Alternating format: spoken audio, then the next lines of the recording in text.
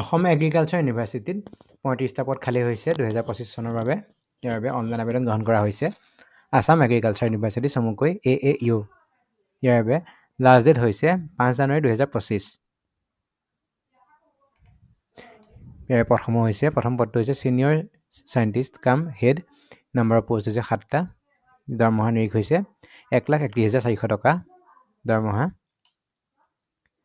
Qualification হৈছে doctorate degree হ'ব লাগিব ফিল্ড অফ এগ্ৰিকালচাৰ অথবা এনিমেল চায়েন্স অথবা ফিচাৰী অথবা কমিউনিটি চায়েন্স অথবা হাৰ্টিকালচাৰ অথবা চেৰিকালচাৰ এইকেইটা বিষয়ত ডক্টৰেট ডিগ্ৰী হ'ব লাগিব, লগতে ৮ বছৰৰ এক্সপিৰিয়েঞ্চ লাগিব।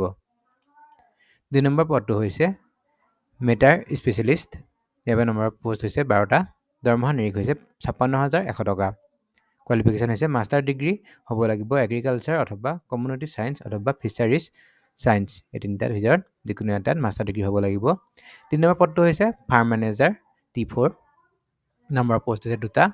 দৰমহা নিয়োগ হৈছে ৩৫,৪০০ টকা। কোৱালিফিকেশ্যন হৈছে বেচেলৰ ডিগ্ৰী হ'ব লাগিব এগ্ৰিকালচাৰ অথবা এনিমেল চায়েন্স অথবা ফিচাৰী চায়েন্স অথবা হাৰ্টিকালচাৰ অথবা চেৰিকালচাৰ এইকেইটাৰ ভিতৰত যিকোনো এটাৰ বেচেলৰ ডিগ্ৰী হ'ব লাগিব। ৪ নম্বৰ পদটো হৈছে program assistant lab technician T4। ইয়াৰ নম্বৰ পোষ্ট হৈছে 3টা। পে স্কেল হৈছে দৰমহা নিয়োগ হৈছে ৩৫,৪০০ টকা। কোৱালিফিকেশ্যন হৈছে bachelor degree in agriculture animal science fishery science community science horticulture and sericulture. ৫ number পদটো হৈছে program assistant computer T4। Number পদ হৈছে পোষ্ট হৈছে 1টা। দৰমহা নিয়োগ হৈছে ৩৫,৪০০ টকা। কোৱালিফিকেশ্যন হৈছে bachelor degree in the relevant field computer science অথবা কম্পিউটাৰ এপ্লিকেশ্যন ইনফৰমেশ্যন টেকন'লজি এইকেইটাৰ ভিতৰত যিকোনো এটাত বেচেলৰ ডিগ্ৰী থাকিব লাগিব। ৬ নম্বৰ পদটো হৈছে এছিষ্টেণ্ট। ইয়াৰ পদ হৈছে 3টা। দৰমহা নিয়োগ হৈছে ৩৫,৪০০ টকা। কোৱালিফিকেশ্যন হৈছে বেচেলৰ ডিগ্ৰী হ'ব লাগিব, লগত 5 বছৰ ৱৰ্ক এক্সপিৰিয়েঞ্চ থাকিব লাগিব একাউণ্টেণ্টত। ৭ নম্বৰ পদটো হৈছে ষ্টেনোগ্ৰাফাৰ গ্ৰেড 3। নম্বৰ পোষ্ট হৈছে 4টা। দৰমহা নিয়োগ হৈছে ২৫,৫০০ টকা। কোৱালিফিকেশ্যন হৈছে বেচেলৰ ডিগ্ৰী হ'ব লাগিব, কম্পিউটাৰ নলেজ থাকিব লাগিব, মিনিমাম 6 মান্থৰ ডিপ্ল'মা বা কম্পিউটাৰ এপ্লিকেশ্যন থাকিব লাগিব। ৮ নম্বৰ পদটো হৈছে ড্ৰাইভাৰ T1। নম্বৰ পোষ্ট হৈছে 1টা। দৰমহা নিয়োগ হৈছে ২১,৭০০ টকা।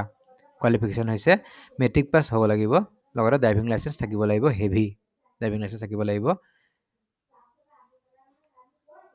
৯ নম্বৰ পদটো হৈছে supporting staff grade 1 under KVKS।